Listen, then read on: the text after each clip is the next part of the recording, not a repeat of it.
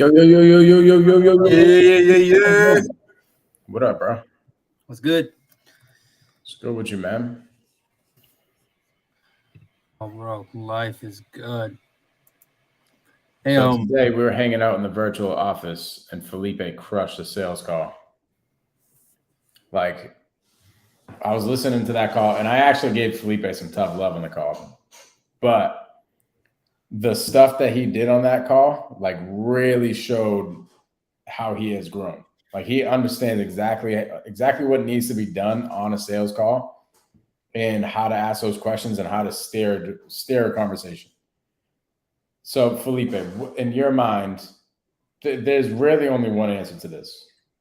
How do you get there from where Felipe was 6 months ago to where Felipe is today? How do you get there? Just give me the main thing. reps. That's it. Literally. Felipe has been literally crushing the freaking phones day after day after day after day. And some people are sitting here. I get people asking me all the time, why the fuck am I not getting deals? Right? Or why am I not getting better at sales? Okay, well, let's see. How many dials are you doing a day? How many conversations are you doing a day? Literally, it's just like Felipe has stacked skills on skills on skills on skills on skills. Now he's so super confident. He's excited to call a seller. I guarantee 6 months ago, Felipe, you were probably like, dang, I got to call sellers. Oh, hell yeah. And now you're like, yo, let's go. Wait, hot lead comes in the system. Felipe's on it. He's like, fuck yeah, let's go. And that just comes with reps, with everything, bro. Like, literally, I'm sitting, dude, I do this. I'm still doing this with seller calls, with everything. I'm actually like, I've been underwriting a shit ton of creative finance deals this whole entire week, more than I ever have.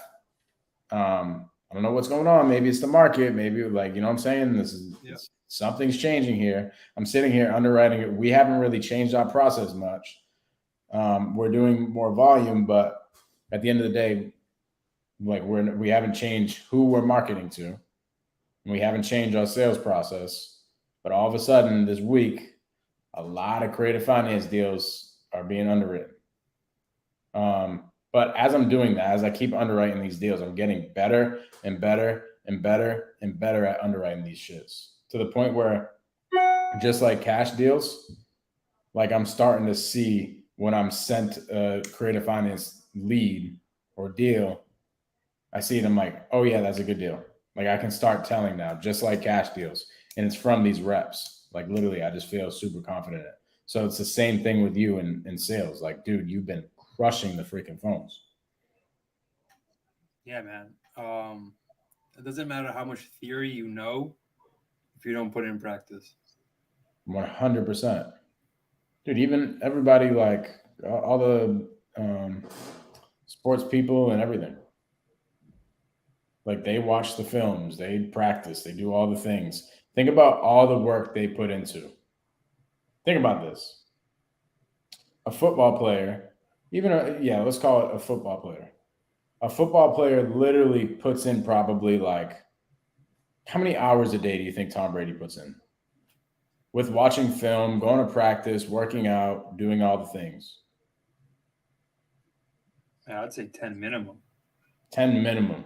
I'm saying 16.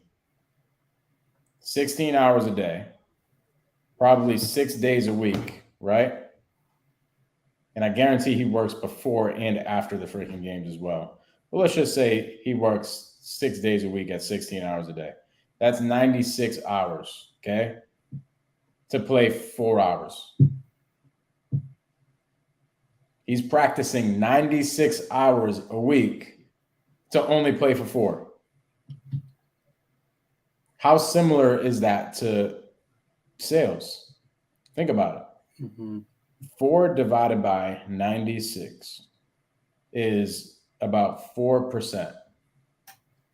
Okay. I would say probably about 4% of our conversations as salespeople are closing deals. Would you say that's fair to say? Yeah, I'd say it's around there. Somewhere around there, right? Yeah, actually, let's think about that. Let's actually do the math. if we're talking to 25 people a week, right? Let's actually do this math. We're talking to 125 people a week, like having 125 conversations, and we get one deal. That's less than 1%. Okay, so like we're like freaking Tom Brady out here, bro. Love it. So what's going on today, bro? I have one seller I'd like to call, get this thing out of the way. I haven't called her because I'm usually supposed to call her at this time, but I'm doing the live and I always forget. So let's call her now and see if she has any excuses why she can't talk to me today. Damn, Felipe sounds butthurt. Yeah, bro. These sellers, bro. Just tell me you don't want to talk to me. Dang, these sellers breaking Felipe's heart. All right, let's see. So I have decided what we're going to do moving forward. We're on episode 45 of How to Wholesale. Can you believe that? Episode 45.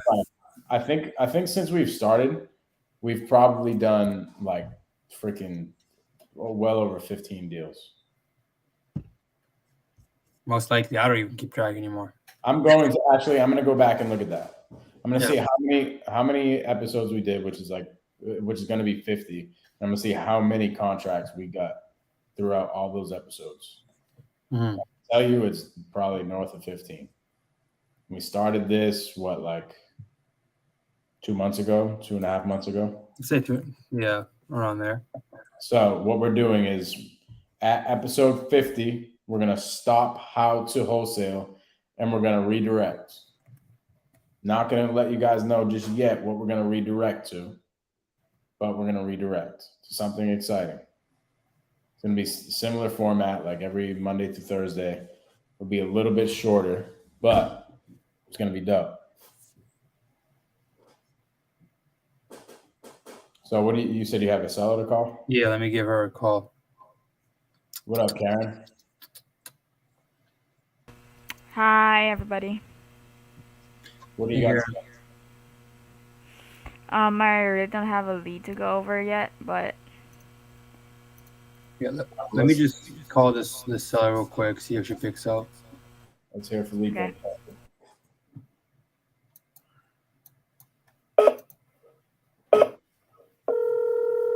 If you're watching this right now and you have got value from How to Wholesale, because How to Wholesale is going away. We came here, we made our mark, we pumped out some value. Like, do you hear it ringing? Yes, sir. Okay.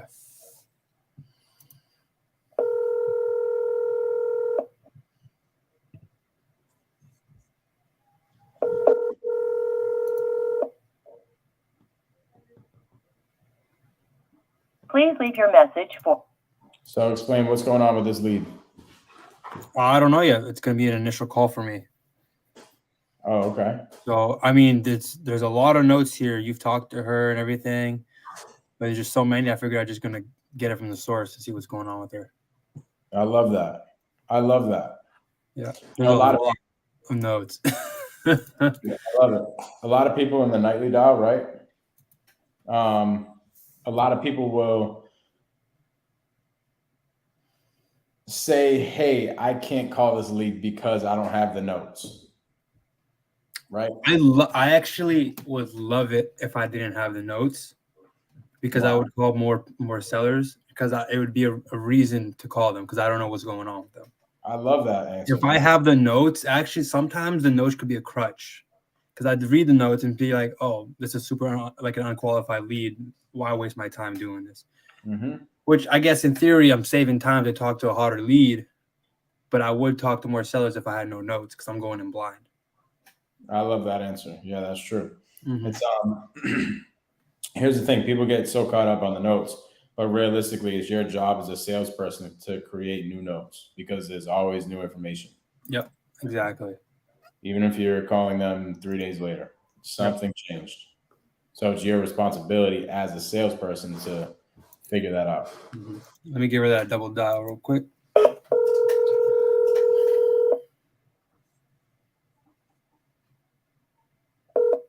Hello?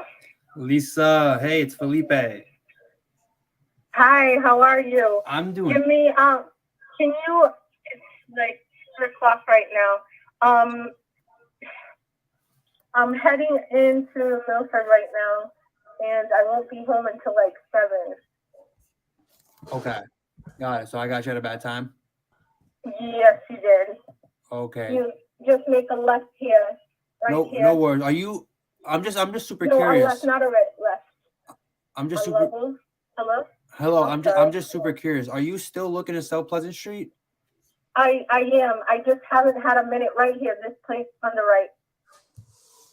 Hi, I'm sorry. I just haven't had a minute to kind of sit down and talk about it. Okay, got it. When are you looking to sell it? I need to get some more information, and I'm looking to do it soon, and like within 6 to 8 months. Is there any way you can call me back? Yeah, I can definitely call you back. Hi. If you're looking to do it within 6 to 8 months, so it's still a little far out now because there's no point in talking numbers or anything because the market could shift. Don't you agree? Is there can you call me back, please? Yeah, I can call you back, Lisa. Don't worry about it. All right, thank you. Okay. What did you mean by get her quick? Do what you did. Like, don't let her hang up. Essentially, that's what. Yeah. Okay, that's what I thought you meant. Yeah. Good job, bro. How do you feel about that call? It was all right. I mean, I'm really trying to get her situation, but every time I call her, there's an excuse why she can't talk to me. Okay. So I'm trying to give her the option to tell me no, I don't want to sell the house. And then if she doesn't, and then if she says yes, then I know she's still motivated, and she is. But I guess we're just misconnecting and when we can have a conversation. Mm-hmm. I love it. Good, really good job for anybody that's watching. Felipe pushed. Like most people would have just hung up the phone. Oh, sorry, I caught you at a bad time. When's a better time to give you a call back? Okay, I'll call you then. Do we get deals done that way? Hell no. We don't get it. Like our job is to extract information, right? And how do you extract information when you just let the seller dictate what is going on? Therefore, whenever I'm in situations like that, I just keep going. I kind of ignore it and I'll let them get to the point where literally I feel like they're about to hang up on me. Right. Yeah, they're like, then I'll say something. feel their thumb on the hang up button. You feel it. It's almost like it's almost like if you're pulling an elastic back, you feel when that bitch is about to break. Yeah. Right? So you let it go. So literally that's what I'll do. I'll pull the elastic back, which is like getting the seller to the point where they're literally about to hang up. And then once I know they're about to hang up, I say something slick, and that's me letting the elastic go. Mm-hmm. Right. So really good job of doing that, because 95% of people would have ended up getting either hung up on or they would have let the seller. Actually, 95% of the people would have just let the seller say, "Yeah, call me back," and they would have agreed. Mm-hmm. What I like to do, and I guess I adopted this naturally throughout calling people, is I would say, "Oh yeah, I apologize, I got you at a bad time. When's a better time we could talk?" Like I'll make it sound like I'm about to hang up too, so their guard goes down, and then they're thinking the phone call is about to end, and I say, "Oh wait, but one more thing. Are you looking to sell the house? Like actually, like I'll say something along those lines." And they're like, "Oh yes, I am. I'm trying to sell the house." And then I'll just go in with it and see how long it can go.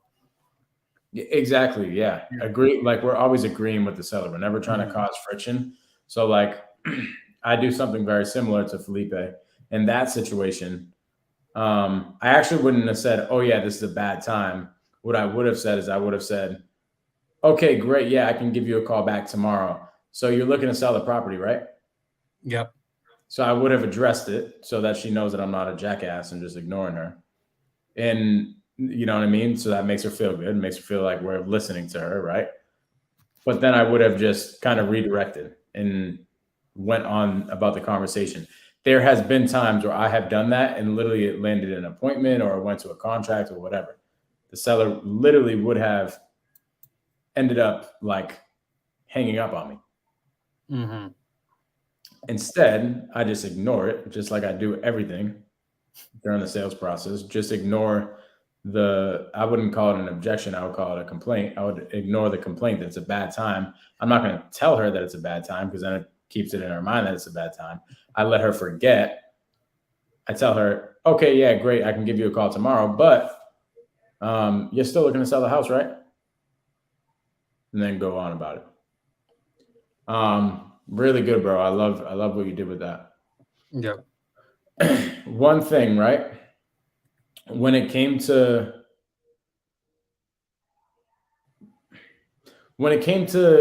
talking about the market, right? Rather than going to a point where telling her that she's like, actually, I'm going to let you talk about this. When you got to the point, what do you think I'm going to say? When you talked to the seller and the seller was like, hey, yeah, and you were like, hey, yeah, don't you think it's worthless talking about numbers right now if you don't want to sell in the next 6 to 8 months? What do you think I'm going to say about that? Why even bring it up? Sort of. What's the number one rule of selling?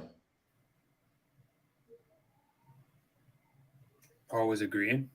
Mm-hmm. Which is similar to what? Which is similar to what? Yeah, always agreeing with the seller is similar to essentially never telling the seller what. They're wrong. Right. Mm-hmm. So a phrase like that could be perceived from a seller that you're telling them they're wrong and it causes friction. Yep. Does that make sense? Yeah. So there's just a couple different ways to word it. Rather than saying, hey, do you think, don't you think it's pointless for us to have a conversation about numbers if you're not going to sell for the next 6 to 8 months? Like a seller could perceive that. Not saying that she did, but it could be perceived that you're telling her she's wrong. Now that's like the number one rule of selling. Not even just in selling, but in life in general. If you have ever listened to or read, what's the book called? How to Win Friends and Influence People. Have you read that book? I have. Really, that's like the Bible. I think you should probably have to read that like in middle school. Honestly, because it teaches you how to be a freaking human being. Mm-hmm. But one thing that he hammers is like not telling people they're wrong because people don't perceive that the right way. Yep.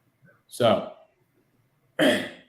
essentially the way that we could just essentially go about that question in a different way that gets our message across, but letting the seller come up with the answer in a way that doesn't let them be perceived that we're telling them they're wrong. So maybe something like, hey, have you watched the news lately? Mm-hmm. Yeah, maybe kind of. So have you heard about like all the interest rates and stuff all the interest rate spikes that are going on? Yeah, I think it's going to get a little bit crazy. Yeah. So, I mean, at the end of the day, how do you feel about selling your house in 6 months when the interest rates could potentially keep spiking up? You see how that questioning is a little bit different? Yes. Than just saying, hey, the market's going down in 6 to 8 months. Don't you think it's pointless that we're having a conversation about money? And the seller could be like, damn. We always like, there's a couple of things. People get deals from people who they like and trust, right? How do they like and trust somebody? They like somebody from the bonding that they have, and the bonding does not come with friction. They trust somebody who is credible.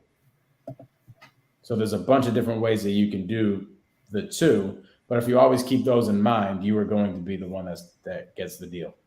Yep. Make sense? Makes sense. Love it. Do you have anything to add on it? No, I think what you added was pretty much all of it. Love it, dude. What else do you got this week or today? That's all I got for today. The biggest one I had was we talked about it today. you want to talk about it again. What you left a comment on Ari Simply, I think, like an hour ago. So what was that? Honestly, I don't remember. You gotta look at it. I couldn't set a task for you because I didn't have permission. Mm-hmm. So I just sent a note. Okay. I think it was a creative finance lead. I don't even know if it's a deal. I don't think it's gonna be a deal, but this is a numbers game, so I'd rather just send everything to you. Overpriced 2-fam with 2 storefront rents. Okay. Karen, do you have any questions?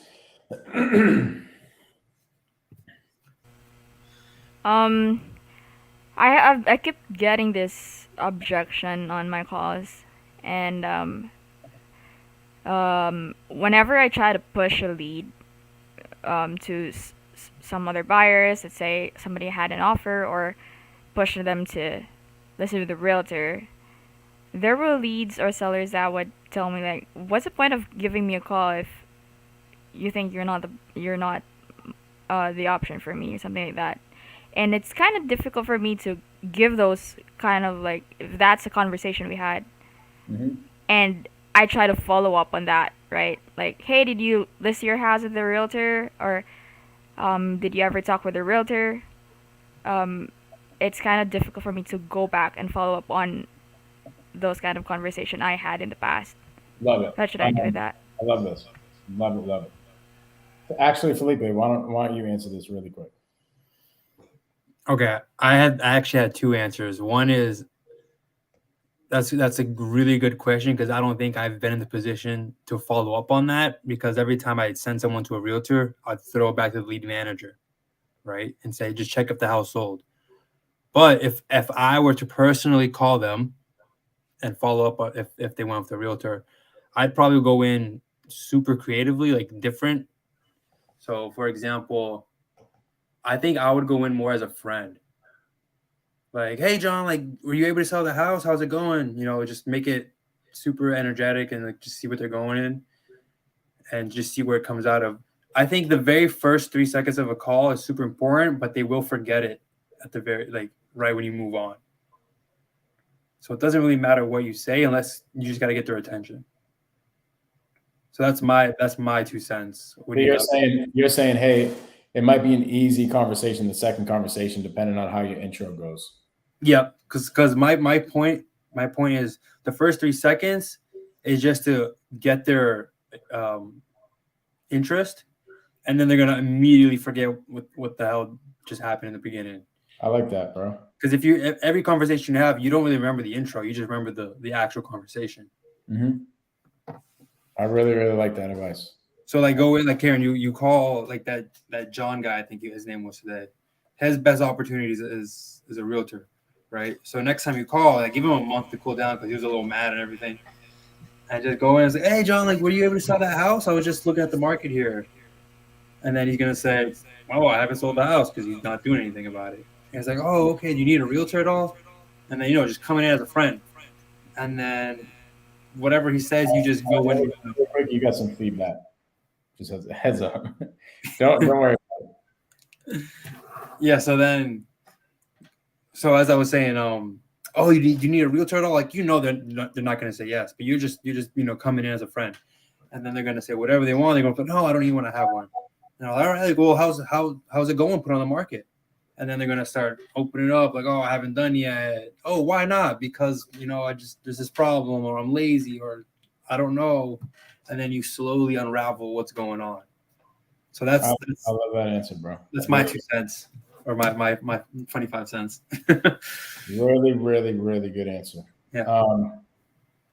So Karen, what helps this, right? What helps ease the pain when you're pulling away is doing such a good job in the beginning of the sales process of getting on their team and figuring out their situation and everything like that, right?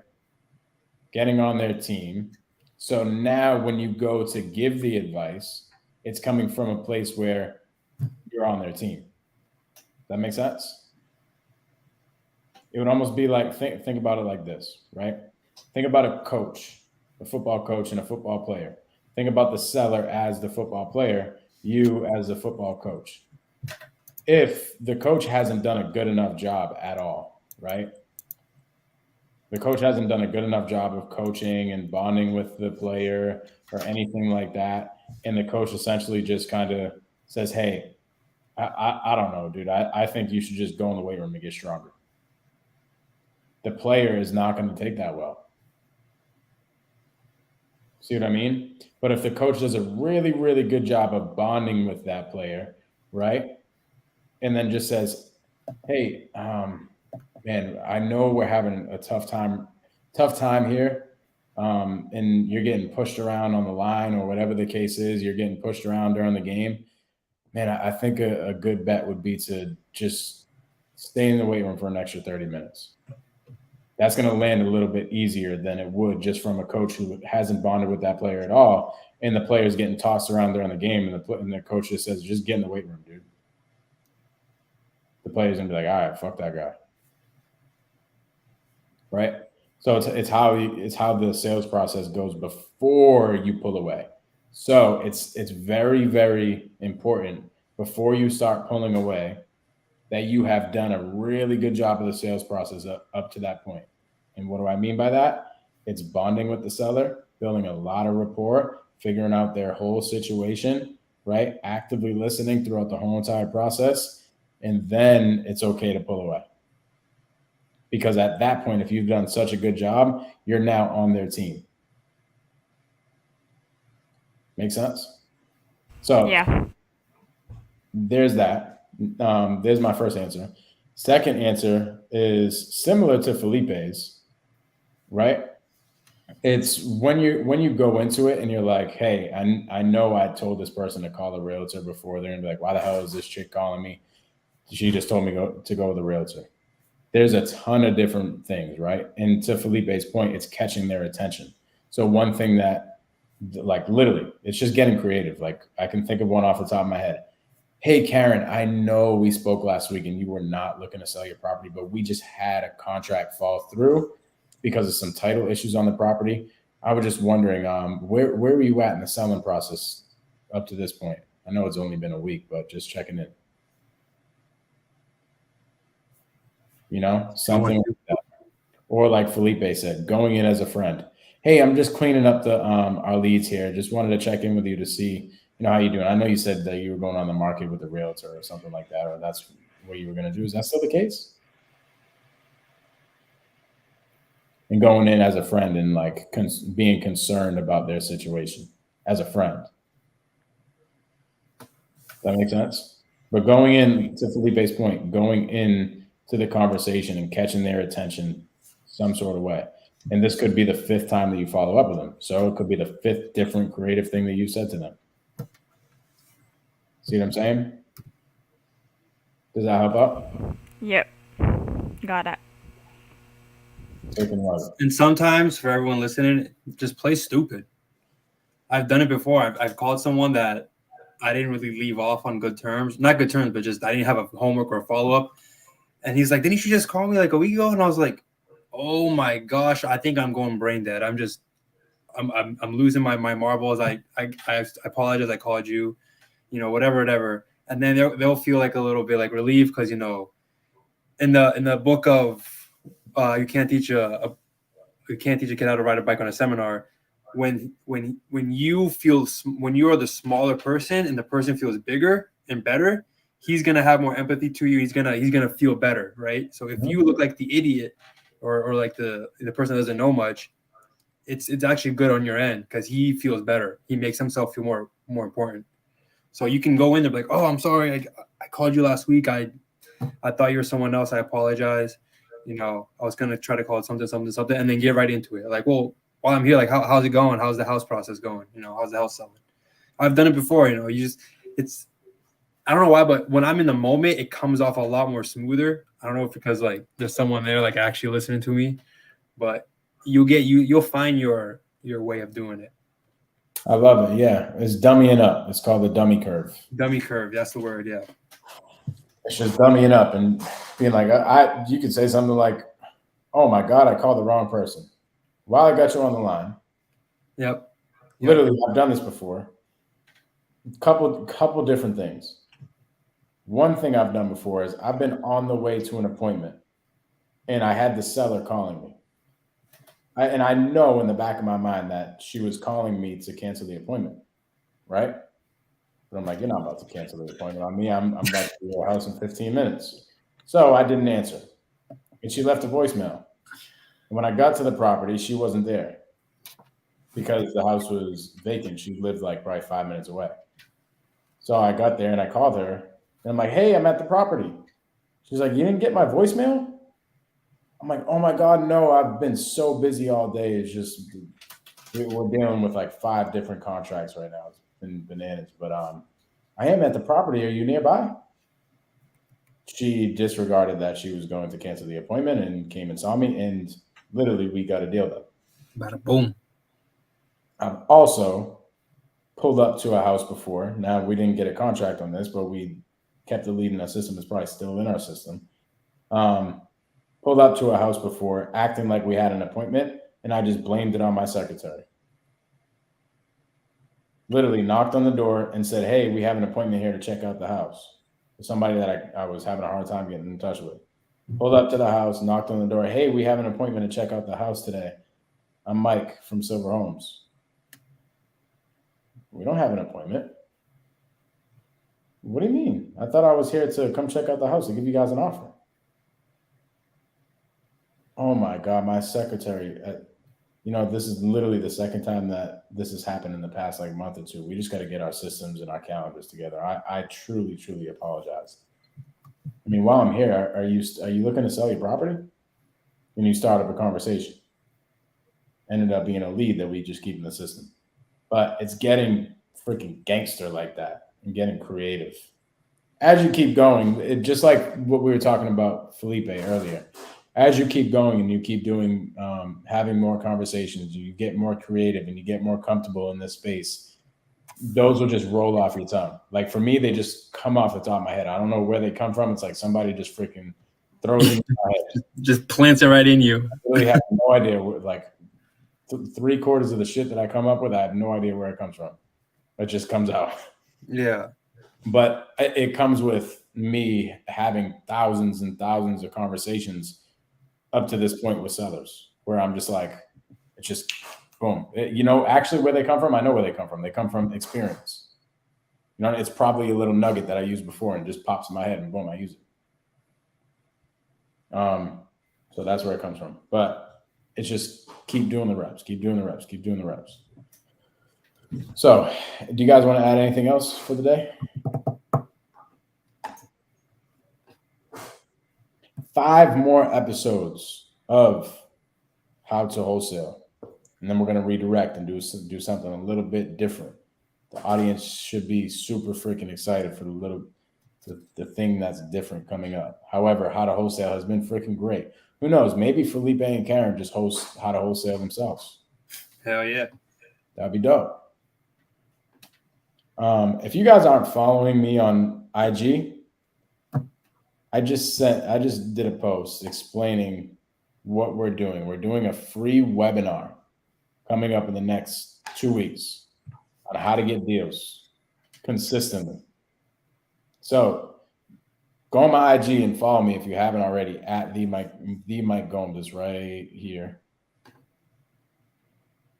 And turn the notifications on. That way you are notified when the link is dropped. The link will be dropped in the next 2 weeks. So essentially it'll just be a free webinar. You can come in and just learn how to wholesale, right? But you will learn how to get deals done on a consistent basis. And that's coming up here in the next couple of weeks. So you're going to want to stay tuned for the link. All right, people, please like the video, subscribe to the channel. We appreciate y'all. Peace. Peace.